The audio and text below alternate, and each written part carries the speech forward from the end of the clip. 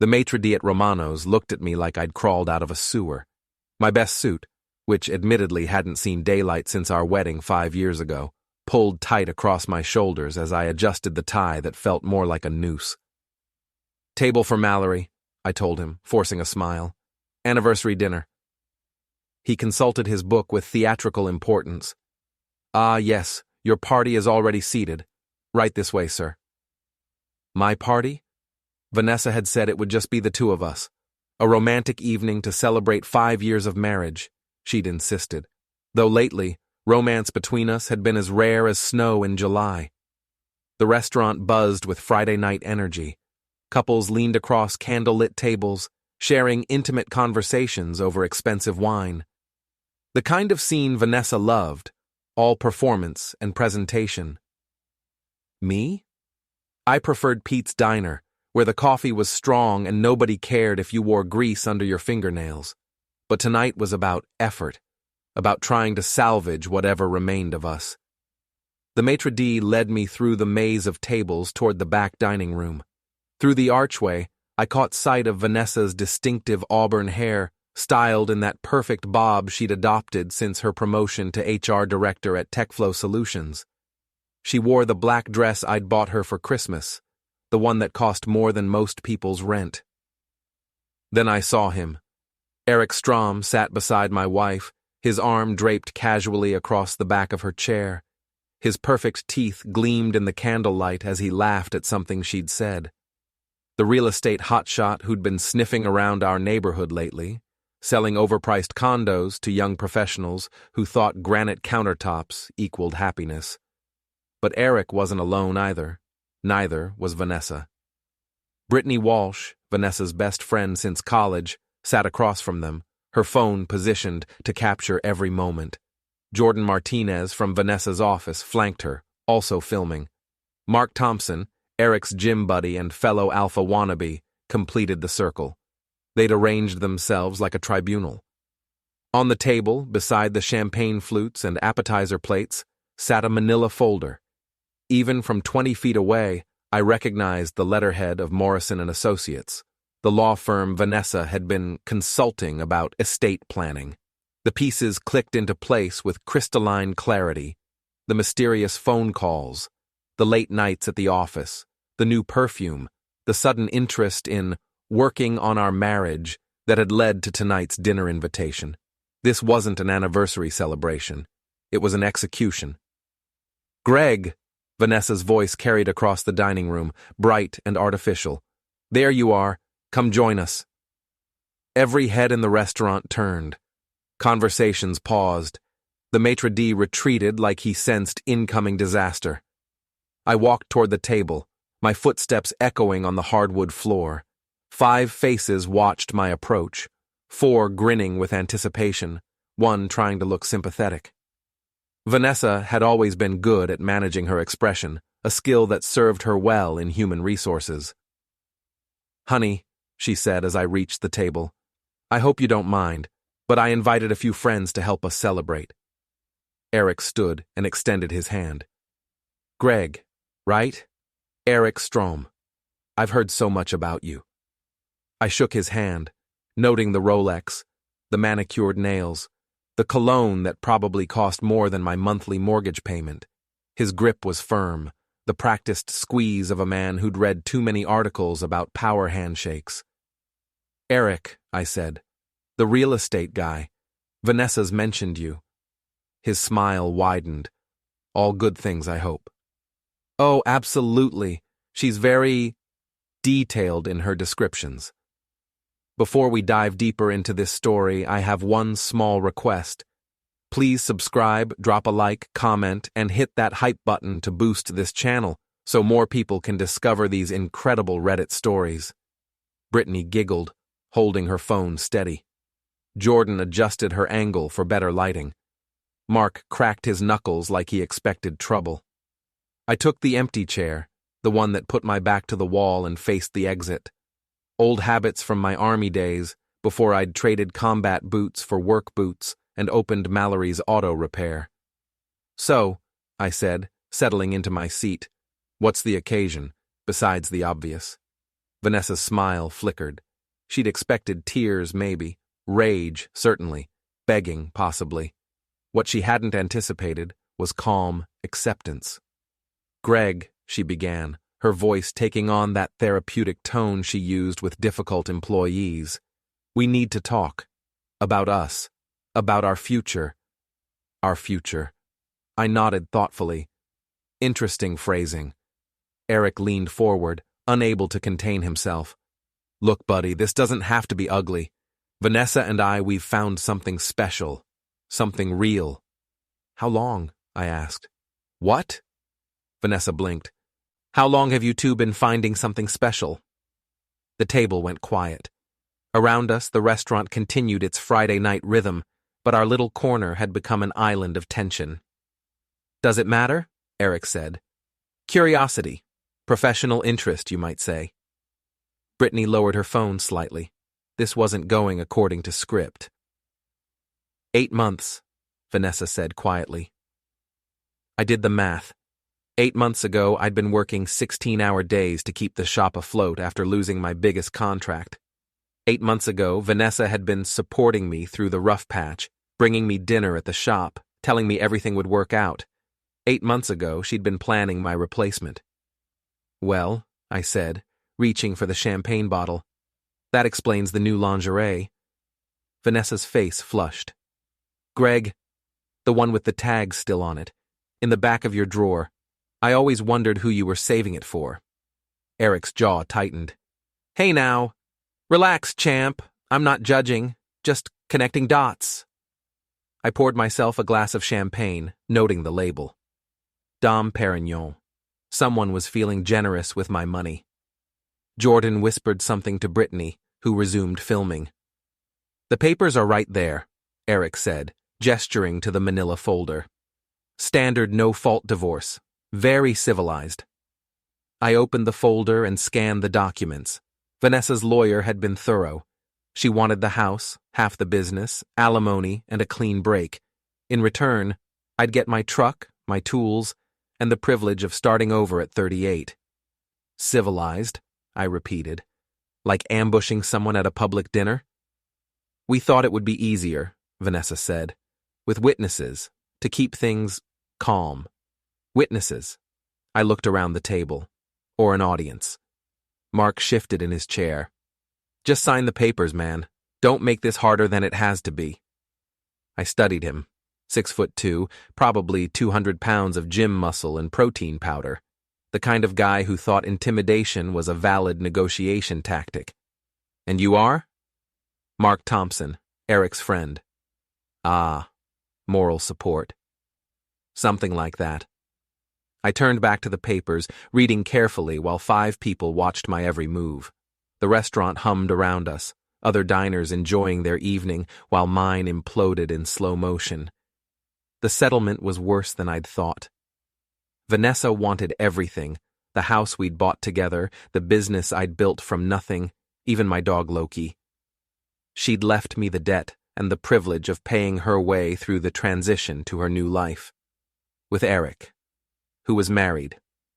That particular detail wasn't in the divorce papers, but I'd done my homework.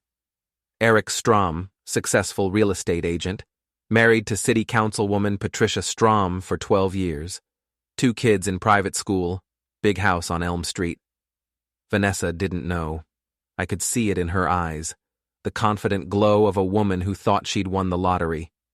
She believed Eric was going to leave his wife for her, that they'd build a life together with my money and my house. She had no idea she was just another transaction to him.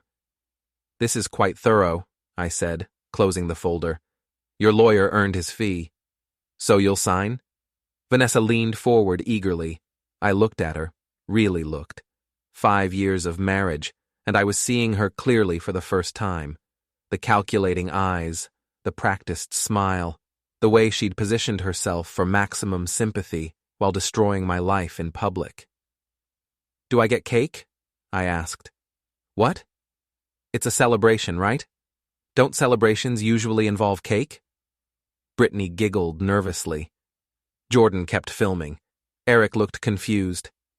"Greg," Vanessa said carefully. This is serious. Oh, I know, very serious. Life-changing even. I picked up a pen from the folder. You've thought of everything. We have, Eric said smugly. Clean break, fresh start. Everyone wins. Everyone. I signed the first page with a flourish.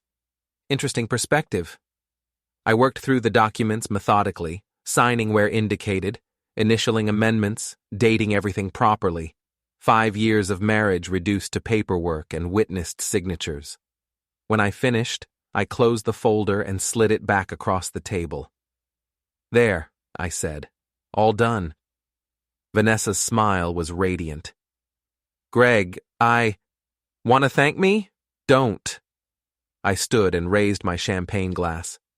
But I do want to make a toast. The table fell silent. Around us, other diners began to notice the drama unfolding in the back corner. To new beginnings, I said loudly enough for nearby tables to hear. To the happy couple. To 8 months of careful planning. And to Eric. May you get exactly what you deserve. I drained the glass and set it down gently. Enjoy your evening, I told them. I know I will. I walked out of Romano's with my head high, leaving behind 5 confused faces and a restaurant full of curious whispers. Outside, the October air was crisp and clean after the suffocating atmosphere inside. My truck sat in the parking lot like an old friend. Dented, reliable, honest. I climbed behind the wheel and sat for a moment, processing what had just happened. They thought it was checkmate. They forgot who taught them the game. The house felt different when I walked through the front door. Same furniture, same pictures on the walls, same creaky floorboard by the kitchen, but the atmosphere had shifted. It wasn't home anymore. It was a battlefield. Loki, my 3-year-old German Shepherd mix, bounded over with his usual enthusiasm. At least someone was happy to see me. Hey boy, I scratched behind his ears. Guess what, we're single again. He wagged his tail, blissfully unaware that according to the divorce papers, he now belonged to a woman who'd complained about his shedding for 5 years. I walked through the rooms, seeing everything with new eyes. The couch Vanessa had insisted on buying, white leather that showed every mark and stain. The dining room set we'd never used except when her parents visited. The expensive artwork that looked like someone had sneezed paint onto canvas. How much of this had ever been mine? In our bedroom, my bedroom now, at least temporarily, I opened Vanessa's dresser drawers. Empty. Her closet, too. She'd moved out everything that mattered to her while I'd been working late at the shop this week, but she'd left the lingerie. Black lace with the tags still attached, hidden in the back of the bottom drawer like a guilty secret. Size medium, 2 sizes smaller than what Vanessa wore. She'd been planning to lose weight for Eric. Or maybe it wasn't for Eric at all. I tossed it in the trash and kept searching. In her jewelry box, tucked behind a tangle of costume earrings, I found a burner phone. The kind you buy at convenience stores with cash. The kind you use when you don't want your activities traced. The phone was still charged. I scrolled through the messages, my understanding of the past 8 months reshaping with every text thread. Vanessa hadn't just been having an affair, she'd been conducting a campaign. Multiple men, multiple relationships, all carefully compartmentalized. Eric was just the front runner. There was David from accounting, Miguel, the personal trainer at her gym, someone called Daddy, whose real name I couldn't determine from context. The messages were explicit, detailed, and damning. But more than that, they were strategic. Vanessa had been collecting information on all of them. Bank account details, business secrets, personal vulnerabilities. She wasn't just cheating, she was building an insurance portfolio. The phone buzzed in my hand. New message from Eric. How did he take it? You were amazing tonight, can't wait to celebrate properly. I stared at the screen, considering my options. Then I typed back. Better than expected. He signed everything. Meet me at the usual place in an hour? The response came immediately. Thought you wanted to wait until after the divorce was final? Plans change. I'm feeling liberated. Room 237, I'll be ready. Room 237. The Riverside Motel, probably. Eric's taste in romantic venues matched his taste in cologne. Expensive, but ultimately cheap. I pocketed the phone and continued my investigation. In the home office, Vanessa's computer was still logged into her email accounts. She'd been careless, overconfident. The password was Fresh Start 2023, subtle as a brick. Her inbox told a story of systematic deception. Job applications to companies in other states. Apartment hunting in Portland. Credit applications using my business as collateral without my knowledge or consent. But the most interesting folder was labeled Insurance. Inside, I found photographs, lots of them. Me working late at the shop, me having lunch with my secretary, Janet, a 60-year-old grandmother who'd been helping with my books for 3 years. Me talking to Detective Lisa Harmon outside the police station after reporting vandalism at the shop last month. Someone had been following me, documenting my activities, building a case for… what? Adultery? Neglect? Abandonment? The timestamps showed the surveillance had been going on for months. Professional quality photos, taken with expensive equipment. This wasn't Vanessa's work. She couldn't operate a digital camera without help. Someone was helping her. Someone with resources and experience. I was still processing this revelation when headlights swept across the living room window. A car door slammed, followed by the click of high heels on the front walkway. Vanessa was coming home. I quickly closed the computer and pocketed the burner phone. By the time her key turned in the lock, I was sitting on the couch with Loki, watching the late news like nothing had changed. "Greg?" Her voice echoed through the foyer. "Are you here?" "Living room." She appeared in the doorway, still wearing the black dress from dinner. Her makeup was smudged, her hair mussed. She'd been celebrating, all right. "We need to talk," she said. "I thought we covered everything at dinner. About the transition, about how this is going to work." I muted the television and gave her my full attention. "I'm listening." She perched on the edge of the armchair, maintaining distance. "The lawyer says it'll take 60 days for the divorce to be finalized. Until then, we need to establish some ground rules. Such as, I'll be staying here until I find a suitable place. You can have the guest room." I almost laughed. "In my own house. Our house, legally speaking, until the settlement is finalized." "And Eric? Does he get visiting privileges?" Her composure cracked slightly. "That's none of your business." "Actually, it is. See, this is still my home, my sanctuary, the place I go to escape the world's nonsense.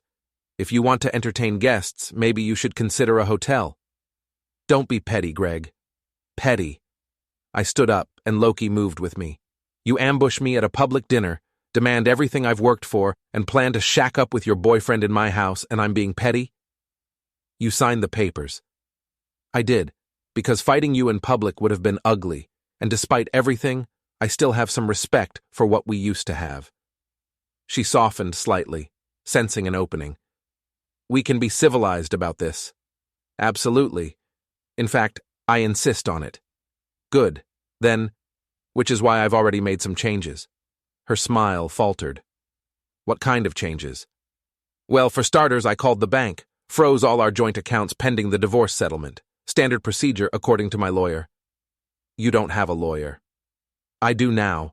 Hired him this afternoon right after I left the restaurant." Vanessa's face went pale.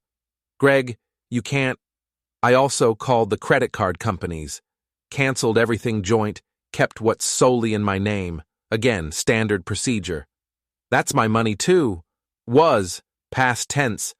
According to the papers you had me sign, we're separated as of tonight. Separate lives, separate finances."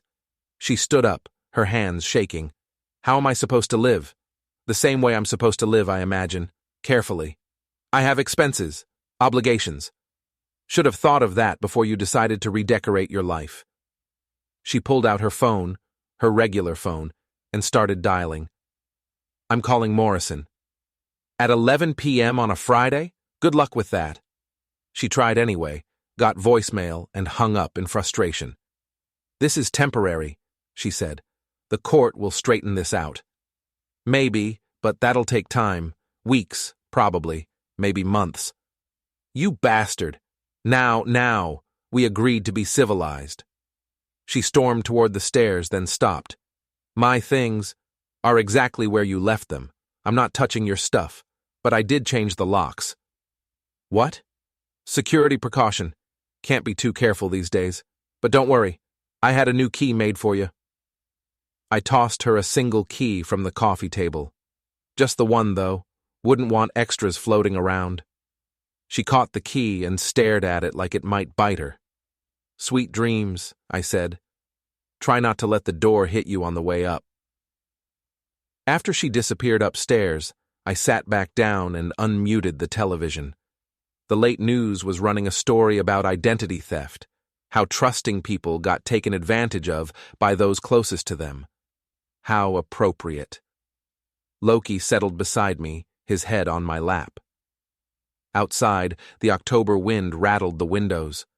Somewhere upstairs, Vanessa was probably calling Eric, trying to figure out her next move. Let her plan. I had plans of my own. Saturday morning arrived gray and drizzling, typical October weather in Maine. I woke up in the guest room, my choice, not hers, to the sound of Vanessa's shower running. She was up early for a weekend, which meant she had somewhere important to be, or someone important to see. I made coffee and let Loki out into the backyard while I checked the burner phone. 3 new messages from Eric, increasingly frustrated that Vanessa hadn't shown up at the motel last night. "Where are you? I waited until midnight." "This isn't like you. Call me. If you're having second thoughts, we need to talk." I typed back, "Sorry, got cold feet. Can we meet today? I need to see you." His response came within minutes. "Of course. Noon at the diner on Route 9. We can talk privately." Perfect. Route 9. Diner was 20 miles outside town, the kind of place where people went when they didn't want to be seen. I knew it well, had eaten there plenty of times when I needed to escape Vanessa's dinner parties and social obligations. The shower stopped running upstairs. I pocketed the phone and focused on my coffee, playing the role of the defeated husband starting his weekend alone. Vanessa appeared in the kitchen 15 minutes later, dressed in jeans and a sweater that accentuated everything Eric probably found attractive about her. Her makeup was carefully applied to hide the stress lines that had appeared overnight. "Morning," she said cautiously. "Morning. Coffee's fresh." She poured herself a cup and stood by the counter, maintaining distance. "About last night. Water under the bridge. We're both adjusting." "Right. Adjusting." She sipped her coffee, studying me over the rim. "I'm going out today. Apartment hunting." "Smart. The sooner you find something, the easier this'll be for both of us." "Exactly." She seemed relieved by my reasonable tone. "I might be gone most of the day." "Take your time. I've got work to catch up on at the shop anyway." After she left, driving her Honda Civic instead of the BMW she usually preferred, I called my mechanic and best friend, Pete Kowalski. "Mallory's Auto," Pete answered on the second ring. "It's me. You busy?" "Depends. You sound weird. Everything okay? Can you meet me at the shop? I need a favor." "Give me 20 minutes. Pete had worked for me since I opened the shop 4 years ago. Former Navy, like me, though he'd spent his time in submarines while I'd been Army infantry. He understood loyalty, discretion, and the importance of having reliable backup when things got complicated. I found him in the shop bay, already working on Mrs. Henderson's Buick. Pete was the kind of guy who couldn't sit still. If there was work to be done, he did it.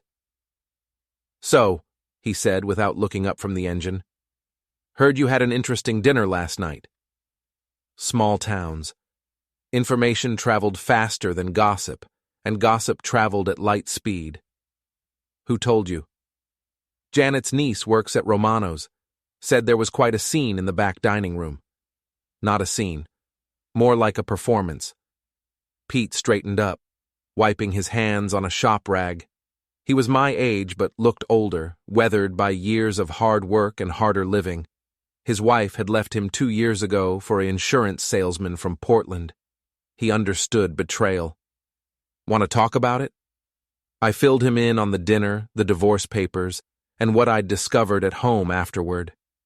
Pete listened without interruption, his expression growing darker with each detail.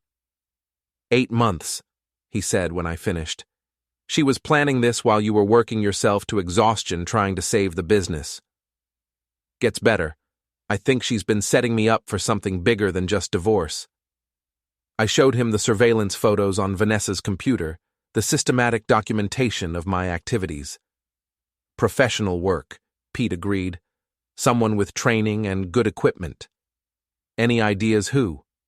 Could be a private investigator, could be someone with a grudge, could be Eric himself. Real estate agents use PIs all the time for background checks on clients. I need to know which.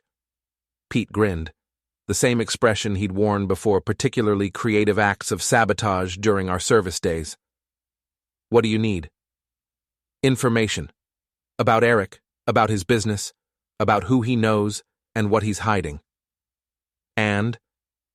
I want to return the favor. See how he likes being watched. We spent the next hour planning. Pete had connections throughout the area, former military, law enforcement, people who owed favors or shared grudges. He could gather intelligence without leaving fingerprints. Meanwhile, I had a lunch date to keep. The Route 9 diner squatted beside the highway like a chrome and glass afterthought, the kind of place that served adequate food to truckers and travelers who wouldn't be back to complain. I arrived 15 minutes early and took a booth with a clear view of the parking lot. Eric's silver Mercedes pulled in at exactly noon. He sat in the car for several minutes, checking his phone and running his hands through his perfectly styled hair. Nervous energy, or maybe excitement. Hard to tell from a distance. He walked into the diner like he owned it, scanning the room until his eyes settled on me. The confusion on his face was worth the price of admission. Greg? He approached my booth cautiously. What are you doing here? Waiting for you, apparently. I gestured to the empty seat across from me. Have a seat, Eric. We need to talk. He remained standing, his hand moving instinctively toward his phone.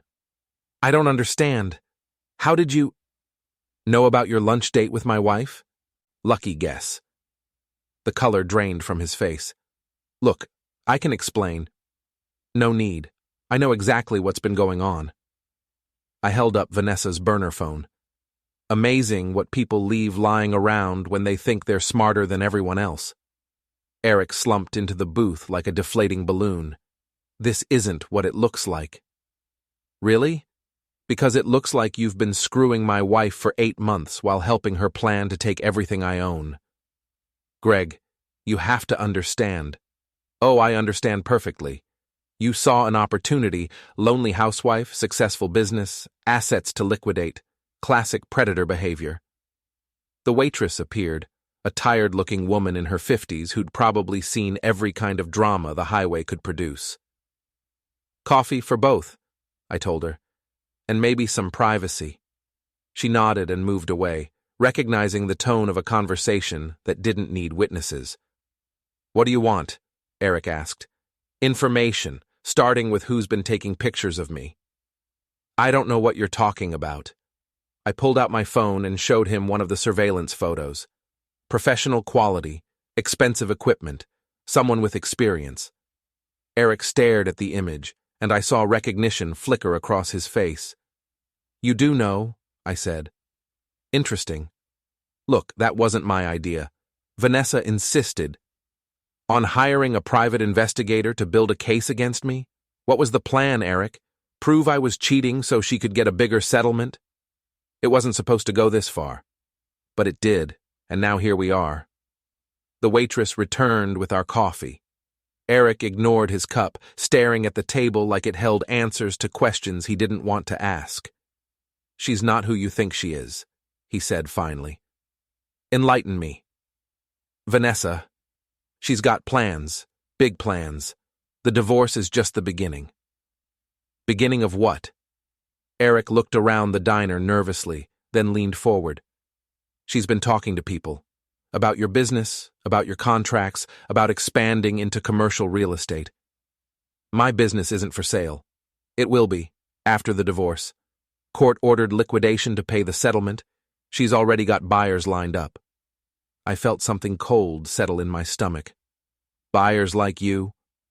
I tried to talk her out of it, but she's determined. And you're what exactly? The reluctant accomplice?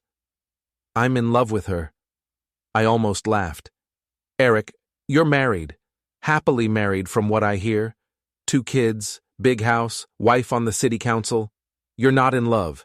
You're having a midlife crisis. His face flushed. You don't know anything about my marriage.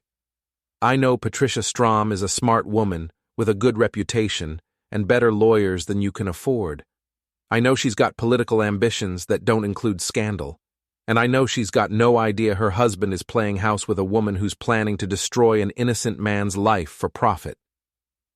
Eric's hands were shaking now. You can't tell her. Why not? Seems like she has a right to know. Please, it would ruin everything. Everything, or just your comfortable little arrangement? I stood up, leaving a $5 bill on the table for the coffee we hadn't touched. Here's what's going to happen, Eric. You're going to tell me everything. Who took those photos, what Vanessa's real plan is, and how deep this conspiracy goes. In return, I'll consider keeping your wife out of it. And if I don't? Then Patricia gets a very interesting phone call, along with the city council, the real estate licensing board, and anyone else who might find your extracurricular activities newsworthy. I started toward the door, then turned back. Oh, and Eric? You might want to find a new lunch spot. This one's about to get very popular with private investigators. Outside, the October air felt clean after the stale atmosphere of the diner. Eric's Mercedes sat in the parking lot like an accusation, all flash and no substance, just like its owner.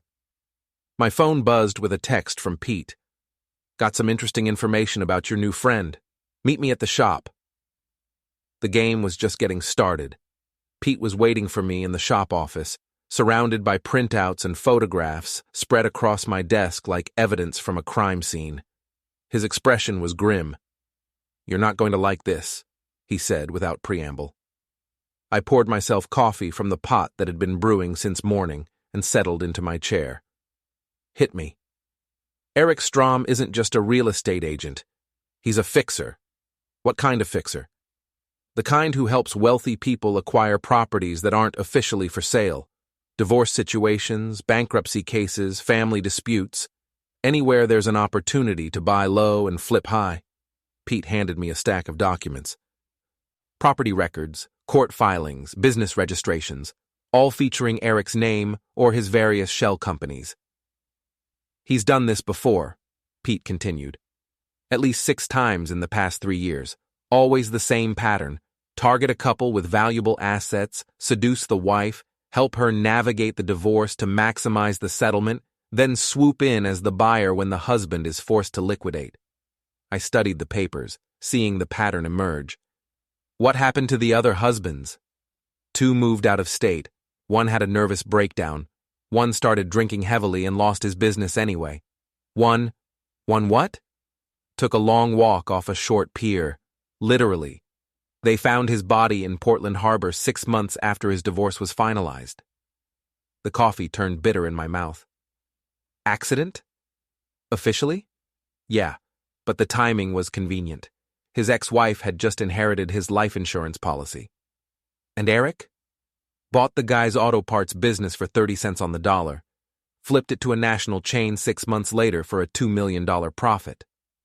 I set down my cup carefully, fighting the urge to throw it against the wall. So I'm not Vanessa's first victim, I'm Eric's. Looks that way. But here's where it gets interesting. Pete pulled out another set of documents. Eric's not working alone, he's got backing.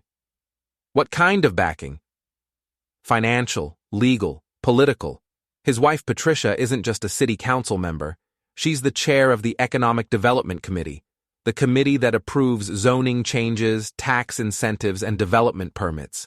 The pieces were falling into place with sickening clarity. They're working together. Has to be. Eric identifies targets, Patricia smooths the regulatory path, and they split the profits. Perfect partnership. Except, Patricia's married to him, which gives them spousal privilege in court and shared assets for investment purposes. Very convenient. I leaned back in my chair, processing the scope of the conspiracy. This wasn't just adultery.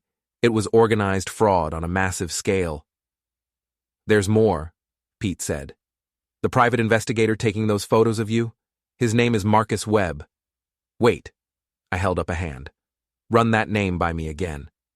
Marcus Webb, former police detective, lost his badge 3 years ago for taking bribes. Now he works private security and surveillance. Something about the name bothered me, but I couldn't place it.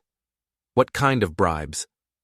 The kind that helped certain real estate deals go through without proper inspections or environmental reviews. Let me guess. Deals involving Eric Strom. Among others. Webb's been photographing you for 2 months, building a file that makes you look like an absentee husband and questionable business owner. Pete showed me more photos, me working late, me having lunch with various women, all business associates or clients, me meeting with Detective Lisa Harmon about the vandalism at the shop. They're building a narrative, I realized. Neglectful husband, possible cheater, financially irresponsible business owner. Perfect grounds for a divorce settlement that leaves you with nothing and makes Vanessa look like the wronged party. And then Eric swoops in to buy my business and property at fire sale prices, while Patricia ensures the zoning gets changed to allow high-density development. Your shop becomes luxury condos, the house becomes commercial space, and they make millions. I stood up and walked to the window, looking out at the street where I'd built my life. Modest houses, working families, people who trusted their neighbors and believed in fair play, people like me, until yesterday. How do we stop them? Pete grinned, the same expression he'd worn before particularly creative acts of sabotage during our Navy days. We turn their own system against them. Meaning? Web surveillance works both ways. If he's been watching you, he's also been documenting Eric's activities, including his meetings with Vanessa, his visits to properties he's planning to acquire, and his coordination with city officials. You think he kept copies? Guys like Webb always keep copies. Insurance policy against their employers turning on them. So we find Webb and convince him to share. Or we find his files and take what we need. I turned back to Pete. That sounds like breaking and entering. Only if we get caught. My phone buzzed with a text message. Vanessa. Found a perfect apartment. Moving out next weekend. Can we discuss terms? I showed Pete the message. He laughed. She thinks she's won, he said. Let her think that. Meanwhile, we gather evidence. What about Eric? He seemed pretty rattled at the diner. Eric's going to help us, whether he knows it or not. I pulled out Vanessa's burner phone and scrolled through the message history, looking for patterns and opportunities. Tonight, I said. Eric and Vanessa are supposed to meet at the Riverside Motel, room 237. How do you know? Because I'm the one who set up the meeting. Pete's grin widened. Using her phone. Amazing what people will believe when they want to hear it. What's the plan? Simple. We document their meeting, get them talking about the conspiracy, and record everything.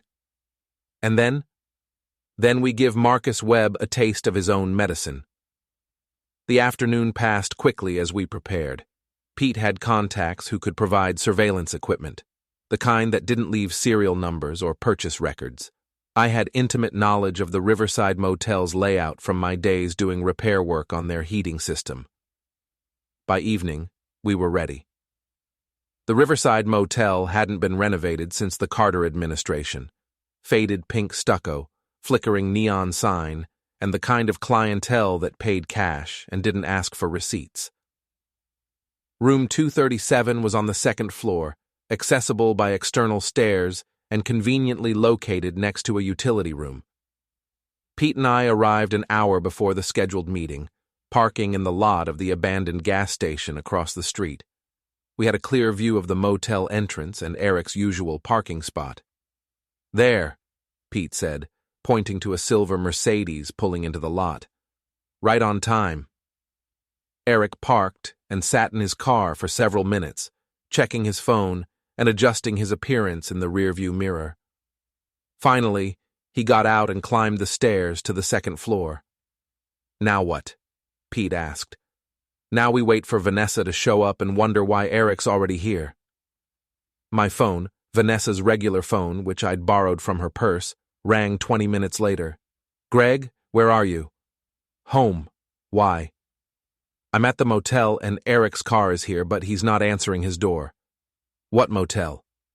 Silence. Then, "Never mind, I must have the wrong room." "Vanessa, what's going on?" "Nothing. I'll talk to you later." She hung up. Across the street, I could see her standing outside room 237, confusion and anger evident in her posture. "She's figuring it out," Pete observed. "Good. Confused people make mistakes." Vanessa pounded on the door. Eric opened it, and even from our distance, we could see the heated conversation that followed. Gestures, raised voices, accusations. Perfect. "Time to get closer," I said. We crossed the street and approached the utility room adjacent to room 237. The lock was old and corroded. Pete had it open in 30 seconds. Inside, we could hear every word through the thin walls. "Told you not to come here!" Eric's voice, angry and stressed. "You sent me a text. You said you needed to see me." "I never sent any text. My phone's been with me all day." "Then who—" Vanessa's voice trailed off. "Oh no. Oh no, no, no." "What?" "He knows. Greg knows about us." "That's impossible. You said he was clueless." "I thought he was, but the text came from my other phone, the one I keep at home." "You kept evidence at home? Are you insane?" "It was hidden. He couldn't have found it unless he was looking for it." "Well, obviously he was looking for it." Pete and I exchanged glances. This was better than we'd hoped. "Calm down," Eric said.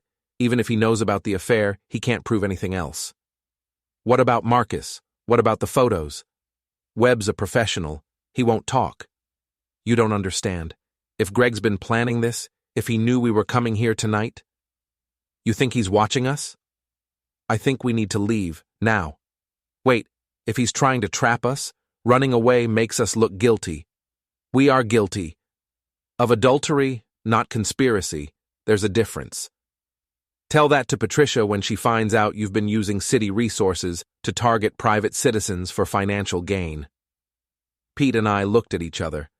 Vanessa knew about Patricia's involvement.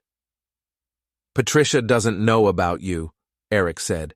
"She doesn't know about me specifically, but she knows about the business.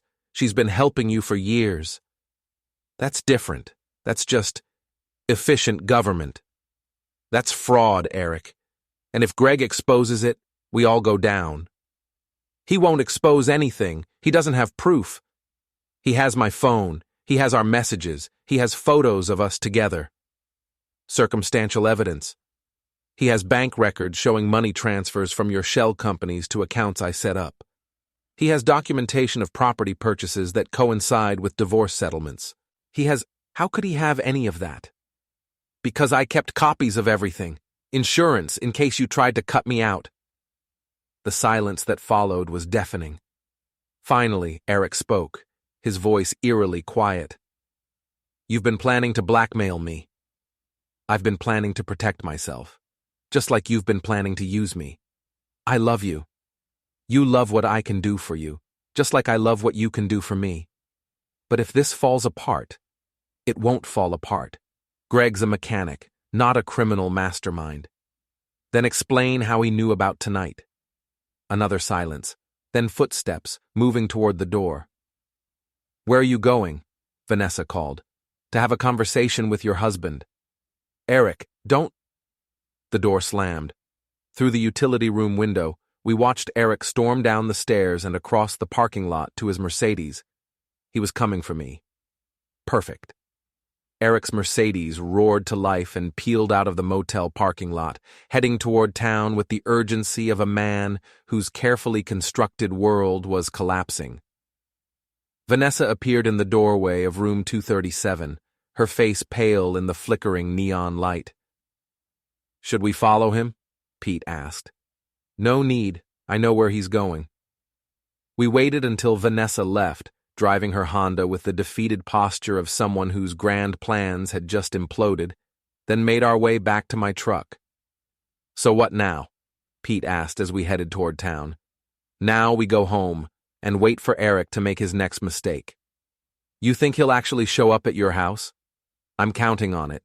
Angry people do stupid things, and Eric's about as angry as they get." We drove through the quiet streets of our small Maine town, past the houses where normal families were settling in for a peaceful Saturday night. It was hard to believe that just 24 hours ago I'd been one of them, oblivious to the conspiracy that had been unfolding around me for months. My house sat at the end of Maple Street, a modest two-story colonial that Vanessa had always complained was too small, too old, too ordinary. Tonight, it looked like a fortress. "You sure about this?" Pete asked as we pulled into the driveway. "Eric's not dangerous. He's desperate, which makes him stupid but not violent." Famous last words. We went inside, and I let Loki out into the backyard while Pete set up the surveillance equipment we'd borrowed. Cameras in the living room and kitchen, audio recorders in strategic locations, everything linked to a laptop that would capture whatever happened next. "If this goes wrong," Pete said, "I was never here." "Understood.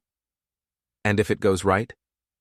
"Then we have enough evidence to destroy Eric, Patricia, Marcus Webb, and anyone else involved in this conspiracy."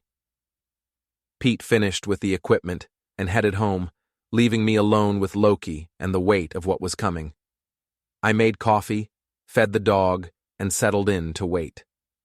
Eric arrived at 9:47 p.m. I watched through the front window as his Mercedes pulled up to the curb, the engine ticking as it cooled. He sat behind the wheel for several minutes, probably working up the courage for whatever confrontation he'd planned. Finally, he got out and walked up my front path with the determined stride of a man who'd convinced himself he was in the right. The doorbell rang. "It's open," I called from the living room. Eric stepped inside cautiously, looking around like he expected an ambush. He was still wearing the clothes from our diner meeting, khakis and a polo shirt that probably cost more than most people's weekly salary. "Greg, we need to talk." "Living room. Make yourself comfortable." He found me sitting in my recliner, Loki at my feet, the television tuned to a college football game. The picture of a man enjoying a quiet Saturday night at home. "Nice place," Eric said, taking in the modest furnishings and family photos. "Very domestic." "Thanks. Can I get you something? Coffee, beer, truth serum?" His face flushed. "You think you're clever." "I think I'm learning. Have a seat." Eric remained standing, his hands clenched at his sides. "You set us up tonight." "Did I? How so?" "The text messages. The motel meeting. You used Vanessa's phone to trick me." "That's a serious accusation. Do you have proof?" "I don't need proof. I know what happened." "What happened, Eric, is that your girlfriend got cold feet about meeting you at your usual cheating spot. Maybe she's starting to realize what kind of man she's been involved with. You don't know anything about me. I know you're married to a city councilwoman who's been helping you commit fraud for years. I know you've destroyed at least 6 families with your little real estate scam. I know you hired Marcus Webb to build a false case against me so you could steal everything I've worked for." Eric's composure cracked. "You can't prove any of that." "Can't I? Let's see.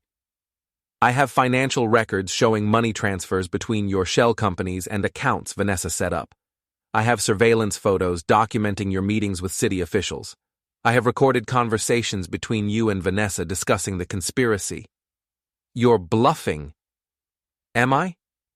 Tell me, Eric, When you and Patricia divide up the profits from your various schemes, do you use joint accounts or separate ones? Because the IRS gets very interested in unreported income, especially when it involves public corruption. The color drained from Eric's face. What do you want? Justice, accountability, maybe a little old-fashioned revenge. If you expose this, you'll destroy innocent people. Patricia's children, for instance. Patricia's children will be better off without parents who belong in prison. Eric began pacing, his carefully maintained composure completely gone. Look, maybe we can work something out. A compromise. I'm listening. The divorce settlement. We can modify it, give you a better deal. How much better? 50-50 split of assets. No alimony. You keep the business. And in return, you forget what you think you know about the rest of it.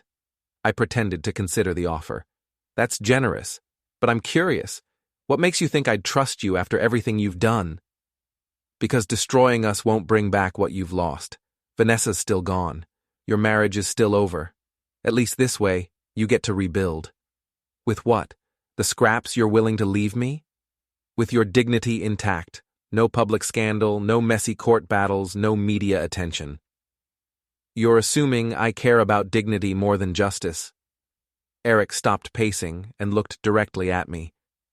Everyone cares about dignity, Greg. It's what separates us from animals.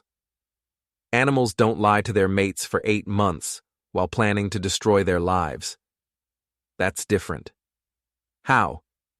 That's just business. I stood up, and Loki moved with me. Business. Right. Well, here's some business for you, Eric. Tomorrow morning I'm taking everything I know to Detective Lisa Harmon. Financial records, surveillance photos, recorded conversations, the works. You can't do that. Watch me. I'll deny everything. It's your word against mine. And Vanessa's word, and Marcus Webb's word, once he realizes he's going down with the ship, and Patricia's word, once she understands that cooperating with the investigation is her only chance to avoid prison. Eric's face went white. Patricia doesn't know about any of this. She knows about the fraud. Vanessa confirmed it tonight at the motel. You were there. I was everywhere, Eric. That's what happens when you underestimate people. He pulled out his phone with shaking hands. I'm calling Patricia. She needs to know what you're planning. Go ahead. Tell her how you've been using her position to commit crimes. Tell her how you've been cheating on her with multiple women. Tell her how you've destroyed families for profit. I'm sure she'll be very understanding. Eric stared at his phone, then slowly put it away. What do you want? He asked again. I want you to confess, publicly, take full responsibility for the conspiracy, exonerate Patricia if she's truly innocent, and make restitution to your victims. That would ruin me. You ruined yourself. I'm just making sure everyone knows about it. And if I refuse, then you face the consequences of your choices, just like I've had to face the consequences of trusting the wrong people. Eric slumped into the armchair, his head in his hands. This is insane. 24 hours ago, everything was perfect. 24 hours ago, you thought you were smarter than everyone else. Tonight, you learned the difference between clever and wise. My phone buzzed with a text message. Pete. Company coming. 2 cars, moving fast. I walked to the front window and peered through the curtains. Headlights were turning onto Maple Street, approaching my house with purpose. Expecting friends? I asked Eric. He looked up, confusion replacing despair. What? The first car pulled into my driveway, Vanessa's Honda. The second parked at the curb, a black SUV I didn't recognize. Looks like the gang's all here, I said. Vanessa got out of her car and hurried toward the house. From the SUV emerged a woman I recognized from newspaper photos. Patricia Strom, Eric's wife and city council member. She was older than Vanessa, more polished, with the bearing of someone accustomed to authority. Behind Patricia came a third figure, a large man in a dark jacket who moved with the purposeful stride of professional security. Marcus Webb, presumably. This should be interesting, I said. Eric stood up, panic evident in his voice.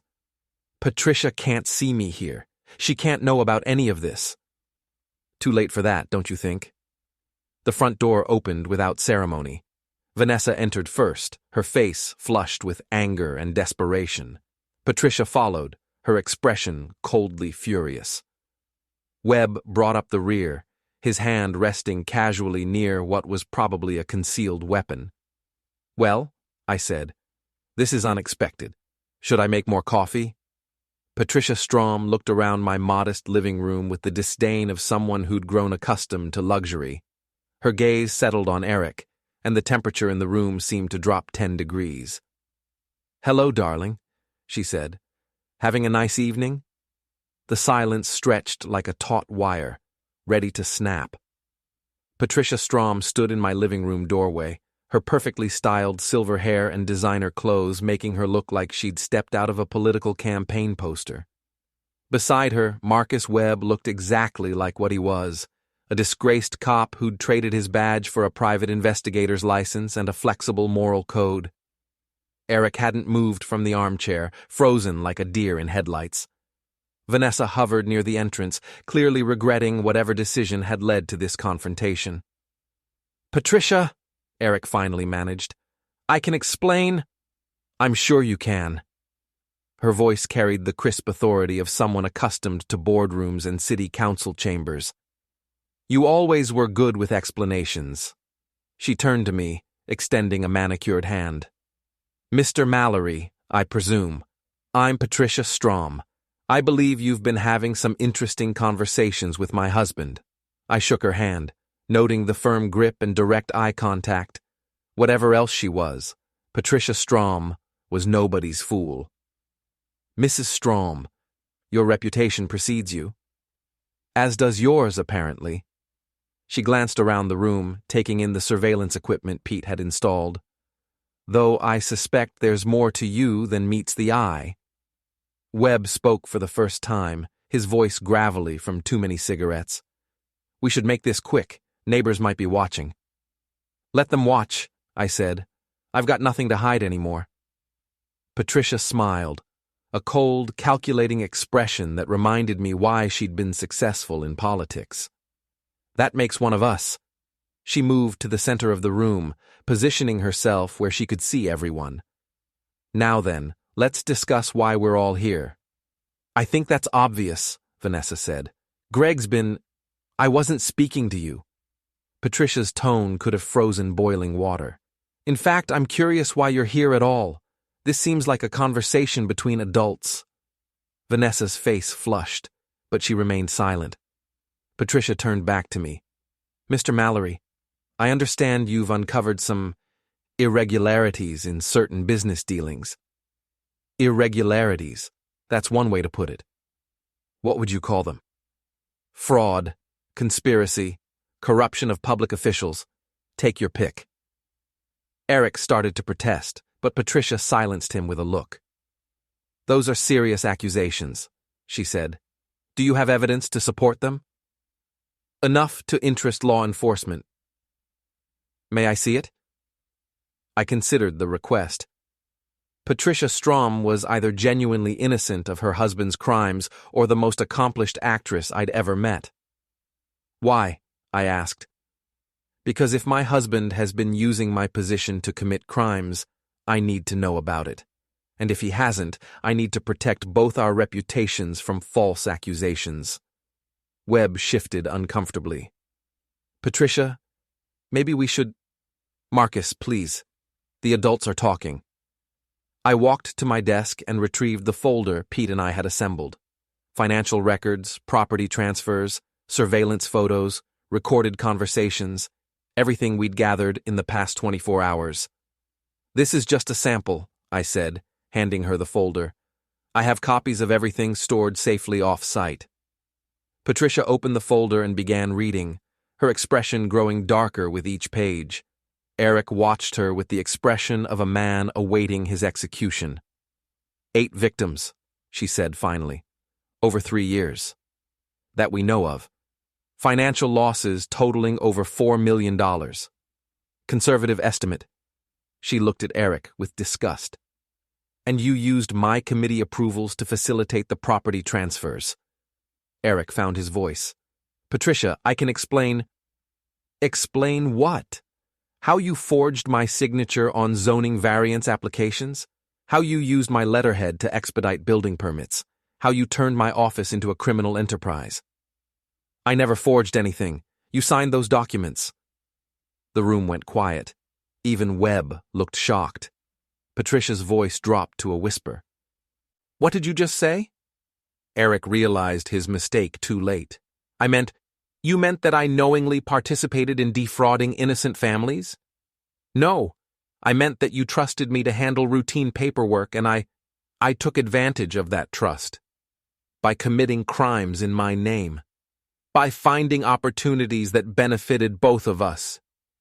Patricia closed the folder and set it on the coffee table with deliberate care. When she looked up, her eyes were ice cold. Marcus, she said, did you know about this? Webb cleared his throat. I was hired to conduct surveillance and gather information. I wasn't told about any criminal activity. But you suspected. I had concerns about some of the requests. Yet you continued working for my husband. He paid well. Patricia nodded slowly. And you, Miss Mallory, Vanessa said quietly. I'm still married to Greg. For now. And your role in this conspiracy? I don't have to answer that.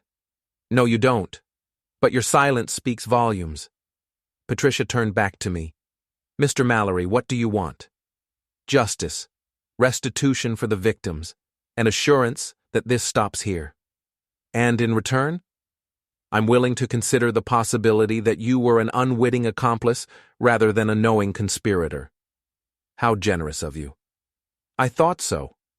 Eric stood up abruptly. This is insane. Patricia, you can't seriously be considering what? Doing the right thing, taking responsibility for our actions. Our actions. I'm the one who used my name, my office, and my reputation to commit crimes. Yes, I'm well aware of what you did. She walked to the window and looked out at the quiet street. 23 years of marriage, 15 years in public service, all of it destroyed because you couldn't be satisfied with what we had. I did it for us, for our future. You did it for yourself, just like you did everything else. Vanessa spoke up. Mrs. Strom, I want you to know that I never intended. You never intended to get caught. Neither did my husband. Neither did anyone involved in this sordid little enterprise. Patricia turned back to the room. Mr. Mallory, I have a proposition for you. I'm listening. I will personally ensure that every victim of this conspiracy receives full restitution. I will cooperate completely with law enforcement. I will resign my position on the city council and withdraw from public life. And in return? I want your assurance that my children will be protected from media attention. They're innocent in all this. I considered her offer. What about Eric? Eric will face whatever consequences the law deems appropriate. And Vanessa? Patricia glanced at my wife with contempt. That's between you and her. Eric was shaking now. Patricia, you can't just abandon me. I'm not abandoning you. I'm finally seeing you clearly. She picked up the folder and handed it back to me. Do we have an agreement? We do. Webb spoke up. What about me? What about you? Patricia asked. I have information about other cases, other clients. I could be useful to the investigation. You could also be prosecuted as an accessory to fraud. But if I cooperate? If you cooperate, you might avoid prison. But that's up to the district attorney, not me. Vanessa finally found her courage. This is all very noble, but what about the divorce? What about our agreement? I looked at my wife, soon-to-be ex-wife, and felt nothing but pity. The divorce stands as signed. You get nothing beyond what's legally required, which is essentially nothing. You can't do that. I can and I am. You conspired to defraud me, Vanessa. You're lucky I'm not pressing charges. I'll fight this in court. With what lawyer? What money? Your co-conspirators are about to be arrested, your boyfriend is about to be divorced, and your reputation is about to be destroyed. Good luck finding representation. Patricia moved toward the door. I think we're finished here. Wait, Eric called after her. Patricia, please. We can work this out. She stopped and looked back at him. 23 years, Eric. 23 years of marriage. And I never really knew you at all. She left without another word. Webb followed, after giving me a business card. Call me when you're ready to make a deal, he said. That left Eric and Vanessa alone with me in my living room. They looked at each other, then at me, like children waiting to be told what to do next. Well, I said, this has been educational. Eric slumped back into the armchair. My life is over. Your old life is over. What you do next is up to you. Patricia will divorce me. I'll lose everything. You'll lose what you should have valued in the first place. Vanessa moved toward the door. I'm leaving. Good idea. Greg, I'm sorry for all of it. No, you're not. You're sorry you got caught. She started to argue, then seemed to think better of it. I'll be back for my things. They'll be on the porch. After they left, I sat in the sudden silence of my house, processing everything that had happened. Loki came over and put his head on my lap, sensing that the danger had passed. My phone buzzed with a text from Pete. How did it go? Better than expected. It's over. All of it? All of it. I looked around my living room, my house, my sanctuary, my life. Tomorrow I'd call Detective Lisa Harmon and turn over all the evidence. Patricia would keep her word about restitution and cooperation. Eric would face the consequences of his choices. Vanessa would have to build a new life without my subsidies. And me? I'd rebuild, wiser than before. The game was over. The king was dethroned. And for the first time in months, I could breathe freely in my own home. Justice, it turned out, was sweeter than revenge. But not by much.